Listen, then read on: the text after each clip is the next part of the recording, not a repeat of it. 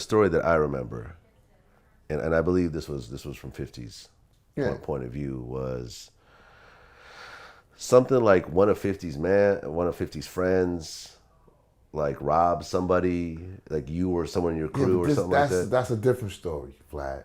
That's a whole different story. but that right. led up to the altercation. That's what he says. That was 50's version of the story, and he had, I guess, taken your chain, and someone traded him a watch to get your chain back. Do you know what I'm talking about? I've heard this. You've heard this story, and it's foolery. You know what I'm saying? That's why I'm like, this nigga tells. He's good at what he does. He tells stories, and I call him MC Gusto. You ever seen CB4? CB4, yeah. That's who he is in real life to me. So how much of that, which parts of those stories, of that story, actually? It's very crazy. Like, but the stories just don't make sense. Like, okay, so the first part, one of 50's friends was involved in some sort of altercation with you guys. Is that true though? Here's the real of that story. Okay. A dude that I knew, that I fucked with, from Southside, came home from jail. Came on my block one night, seen me on my block one night, came to see me, rolled up on me. He was like, yo, Drew, what up? Whatever. They called me Left back then. He was like, yo, Left, what up? Let me holler at you for a minute. I'm like, yo, Troy, what up, my nigga? Jumps out, car, we go, walk up the block, we kicking it. He pulls out the burner on me. So now I'm shocked. You know what I'm saying? Because I know I know him. I fucks with him. So now I'm shocked. So he pulls out the burner on me. He's like, yo, you holding, you strapped? I'm like, nah, I ain't got nothing on me right now. He pat me, whatever. So he's like, yo, you was fucking my girl while I was up north.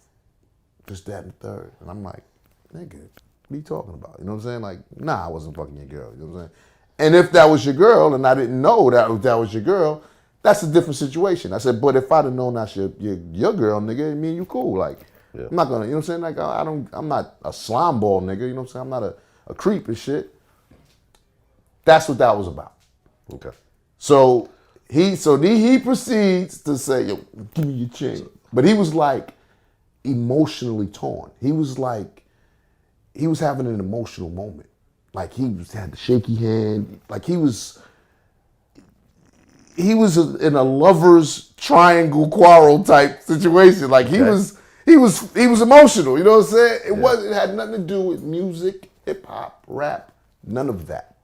You understand what I'm saying? So now. So you gave him the chain? Of course. I said, yeah. It's a gun in your face? They got a gun on you, nigga. The nigga with the gun, you know what I'm saying? Is the winner, nigga. Yeah. Hands down. The guy with the gun won. You know what I'm saying? All right, right. Yeah. You got the gun, all right, yeah, nigga. Take that, hold on to that, nigga.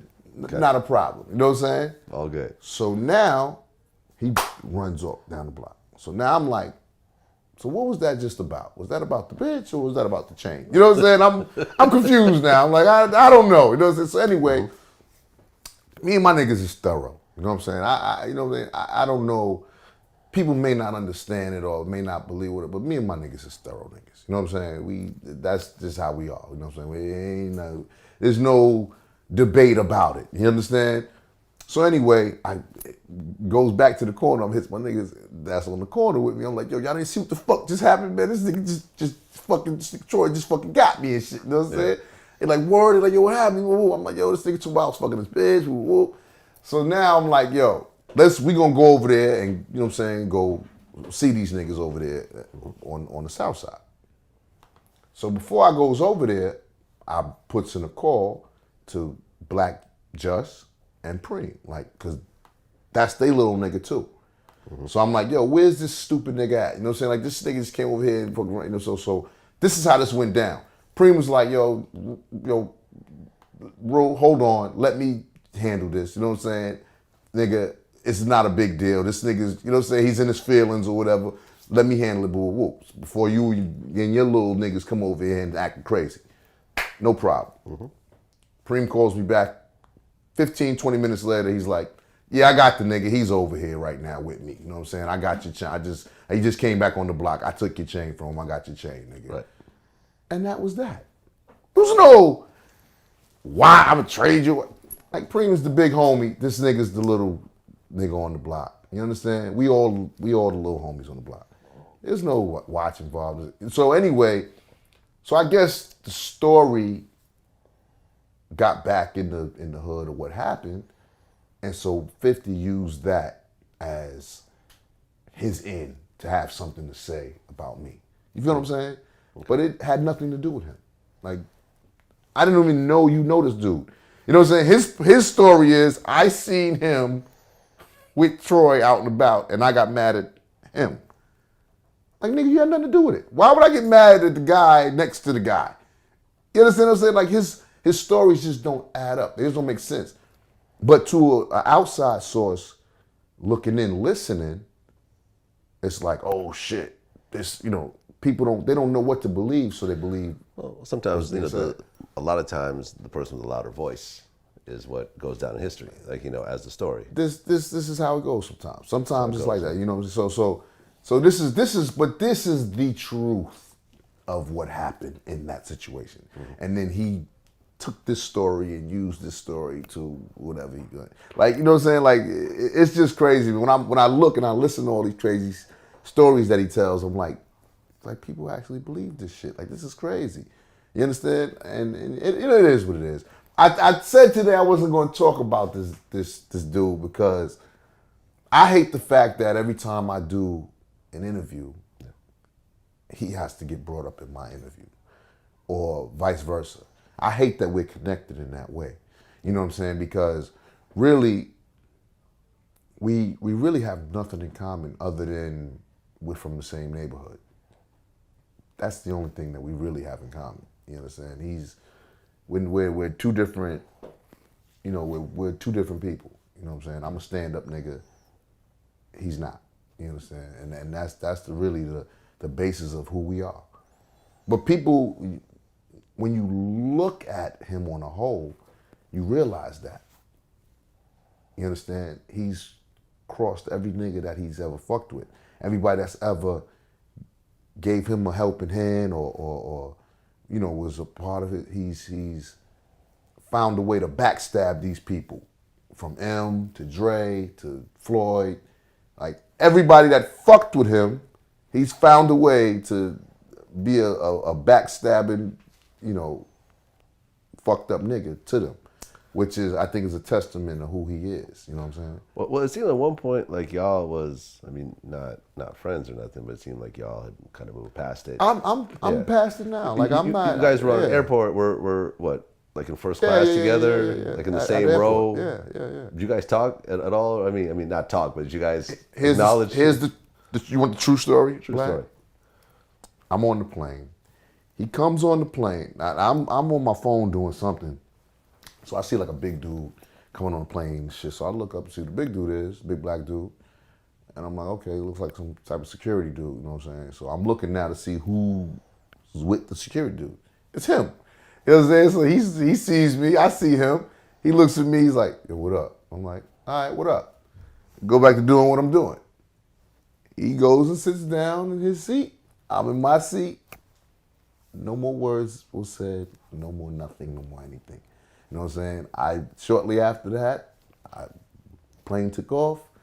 I propped up my pillow. You know what I'm saying? Went to Took sleep. me a nap. I don't know if I would go to sleep with someone who's a potential enemy around me, but hey, it is what we're different listen, people. Man, I sleep good, Vlad. I feel you. I've been sleeping good, Vlad. You know what I'm saying? Like, at the end of the day, I've never been beat up. I've never been stabbed up. I've never been shot up. You know what I'm saying? These are all the things that happened to him. You know what I'm saying? So I'm not the victim. I'm not a victim. You the victim, nigga. That at the end of the day, that's the truth of the matter. You know what I'm saying? I'm not a victim, nigga. You the victim. And then I seen an interview with him on Big Boy. And Big Boy and them was like, yeah, because he's telling the story of the airplane situation. Mm-hmm. I kept getting up and walking around and make him nervous and all this crazy shit. I'm laughing. I'm like, you know what? It may be true. I don't know. I was asleep. Like, he may have been getting up, walking. I don't know. I was catching some Z's at the moment. You know what I'm saying? Mm-hmm. But that just sounds like him further trying to keep his image and, you know, his whatever going.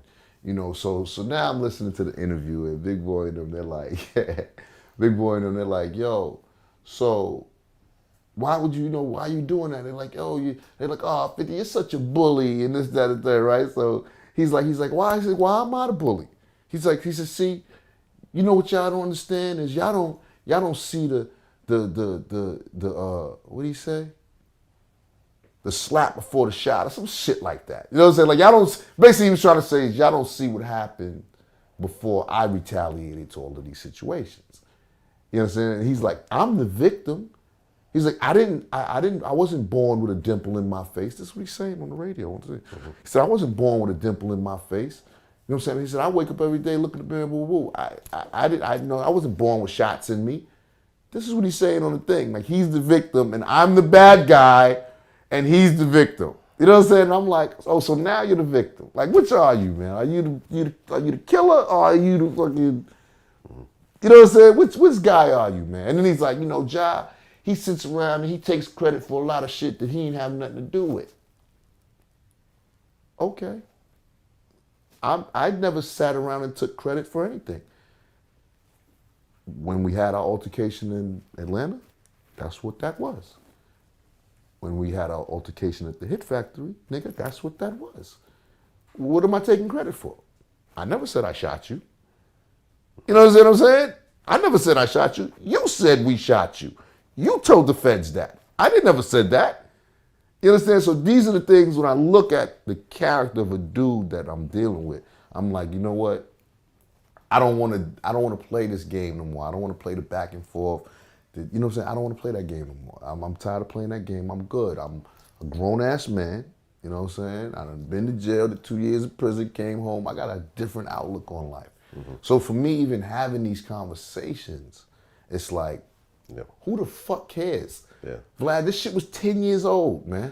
Well, it seemed like, you know what I'm saying? It seemed like y'all had pretty much just agreed to just leave it alone. I'm in that space still. I'm good. But then 50 performed that song at and he Summer says, Jam. yeah, it was just part of my set list, blah, blah, blah. I'm like, all right, you got a gang of diss records of a lot of rappers that you made. But he played I Smell Pussy. Right. That's the only record that was hot, that this record that you made that was hot? Or did this come about because Mr. C was playing Ja Rule records in the building that night during set changes? See, these are the things people don't understand and they don't read between lines. So he goes and says that bullshit, but nigga, I know what it is. You know what I'm saying? You see everything coming back full circle. You seeing people are like, okay, you know what? I don't believe all that shit you saying about Ja. And even if I do, I don't care anymore. I fucks with Ja. And you don't like that. You understand? So, because I'm a smart dude, Vlad. You know what I'm saying? I'm very wise. I see things very clearly. You understand? And I know for a fact that, nigga, you did that record because C was banging Ja Rule records in between fucking the breaks and shit.